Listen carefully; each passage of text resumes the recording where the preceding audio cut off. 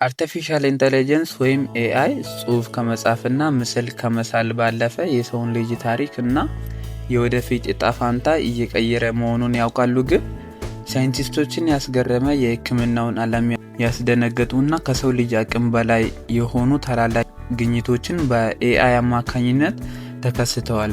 ዛሬ በዚህ ቪዲዮ ኤአይ እስካሁን የሰራቸውን 10 እጅግ አስደናቂና ዓለምን የለወጡ ነገሮችን እንመለከታለን። ዝግጁ ከሆናችሁ ቪዲዮን እንመለከታለን። ቪዲዮውን እስከ መጨረሻው ተከታተሉ። እርግጠኛ ነኝ ትወዱታላችሁ ቪዲዮን።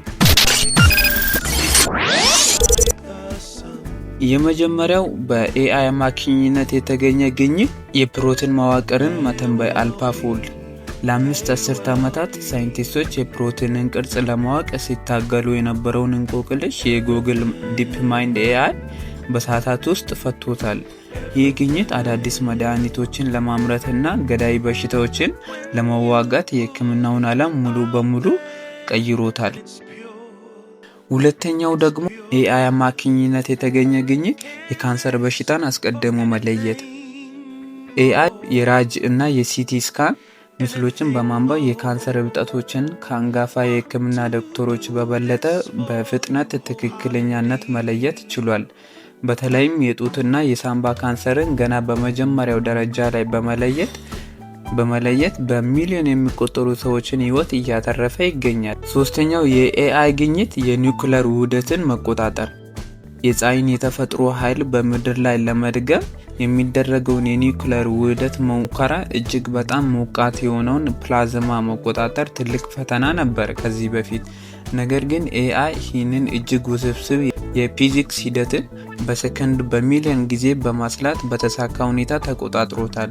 ይህ ለወደፊት ንጹህና ማለቂያ የሌለውን ኃይል ለማግኘት ትልቅ ተስፋን። አራተኛው የኤአይ ግኝት አዳዲስ አንቲባዮቲክ መድኃኒቶችን አግኝቷል። ባክቴሪያዎች አሁን ባሉ መድኃኒት አለመሞት ለዓለም ትልቅ ስጋት በሆነበት በዚህ ወቅት ኤአይ በሚሊዮን የሚቆጠሩ የኬሚካል ውህዶችን በአጭር ጊዜ ውስጥ በመመርመር ሄሊኪን የተባለ እጅግ ኃይለኛ አዲስ አንቲባዮቲክ አግኝቷል። ይህ ለሰው ልጅ አዲስ መከላከያ ጋሻ ነው በሕክምናው ዓለም።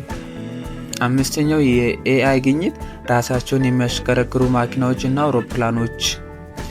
ያለ ሰው ረዳት በሰከንድ በሺዎች የሚቆጠሩ መሰናክሎችን፣ እግረኞችን እና የትራፊክ ምልክቶችን እያነበበ በሰላም መጓዝ የሚችሉ ማኪናዎች ዛሬ እውን ሆነዋል። ከዚህም አልፎ ኤአይ አውሮፕላኖችን እና ድሮኖችን በራሱ በማብረር ረገድ ፍጹም ስኬታማ ሆኗል። ስድስተኛው የኤአይ ግኝት የጠፉ ጥንታዊ ጽሑፎችንና ታሪኮችን መልሶ ማግኘት ችሏል። በእሳት አደጋና በዘመን ብዛት የተቀደዱ የተቃጠሉ ወይም የጠፉ የጥንት ስልጣኔዎች እንደ ግሪክና ባቢሎን የሸክላና የብራና ጽሑፎችን ኤአይ የቀሩትን ቃላት አውድ በማጥናት በመተንበይ ሙሉ ታሪኩን መልሶ ሊያነብልን ችሏል። ይሄ ለመደበኛው ሰው ኖርማል ነገር ሊመስል ይችላል።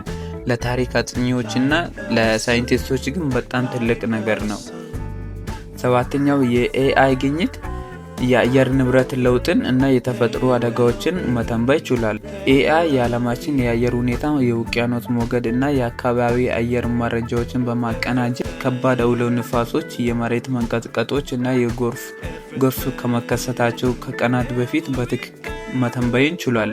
ይህም በሚሊዮን የሚቆጠሩ ሰዎችን አስቀድሞ ማስለቀቅ ችሏል። የሰው ሕይወትም እያዳነ ይገኛል በዚህ ሰዓት ኤአይ። ስምንተኛው የኤአይ ግኝት የቀጥታ ስርጭት ቋንቋ ትርጉሞች ሪል ታይም ትራንስሌሽን።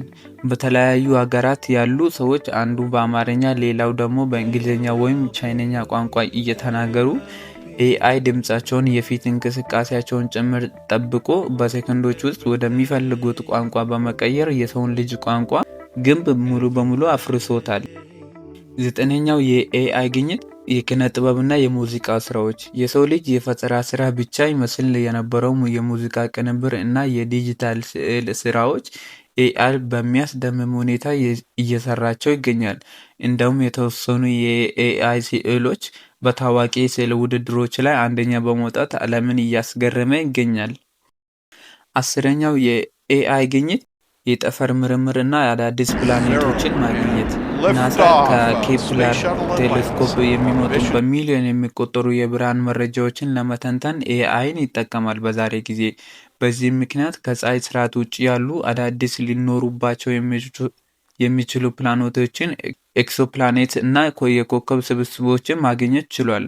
እንግዲህ ኤአይ ከቀላል የኮምፒውተር ፕሮግራምነት ተነስቶ የሰውን ልጅ ታላላቅ እንቆቅልሾችን እስከ መፍታት የደረሰበት አስደናቂ ጉዞ ይህንን ይመስላል። ወደፊትስ ምን ሊሰራ የሚችል ይመስላችኋል? ከነዚህ 10 ግኝቶች ውስጥ እናንተን ይበልጥ ያስገረማችሁ የትኛው ነው? ኮሜንት ላይ ያጋሩን። ቪዲዮ ከተመቻችሁ ላይክ ማድረጋችሁን እና አዳዲስ የቴክኖሎጂ መረጃዎች እንዲደርሳችሁ ሰብስክራይብ ማድረጋችሁን አትርሱ።